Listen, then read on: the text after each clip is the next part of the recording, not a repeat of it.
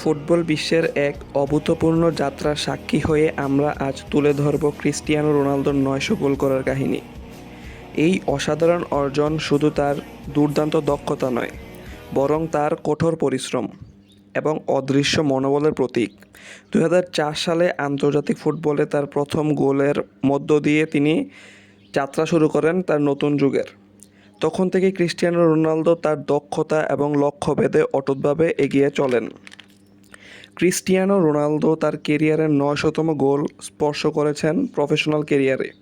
বর্তমানে তিনি মাত্র ১৭ বছর বয়সে অক্টোবর ২০০২-এ সর্বপ্রথম গোল করেন। এখন ৩৯ বছর বয়সে তার ৯০০তম গোল স্পর্শ করেন, যখন তিনি Manchester United, Real Madrid, Juventus এবং বর্তমানে আল নাসের প্রতিটি ক্লাবে তিনি প্রতিষ্ঠা করেন নিজের রাজত্ব। রিয়াল মাদ্রিদে তার গোল সংখ্যা ছিল ৪৫০টি এবং সেখানে তার গোল রেকর্ড ছিল অসাধারণ, এবং সেখানে তিনি পরবর্তী স্তরে পৌঁছান। জাতীয় দলের প্রতিটি গোলে তার দেশকে গর্বিত করেছে। ২০১৬ সালে ইউরো চ্যাম্পিয়নশিপে পর্তুগালকে শিরোপা এনে দেওয়া ছিল তার অসাধারণ প্রমাণ। আজ ক্রিস্টিয়ানো রোনালদো ৯০০ গোলের মাইলফলক অতিক্রম করেছে, যা ফুটবল ইতিহাসে গুরুত্বপূর্ণ অর্জন।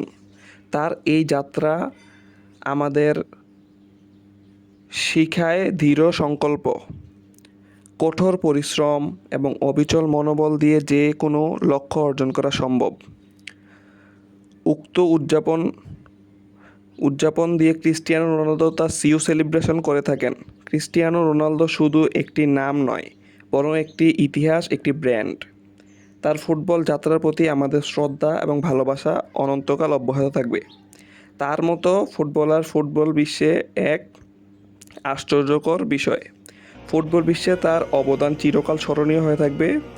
সেলুট থাকলো ফুটবলের রাজপুত্র ক্রিস্টিয়ানো রোনালদোর জন্য, তার ভবিষ্যতের জন্য শুভকামনা।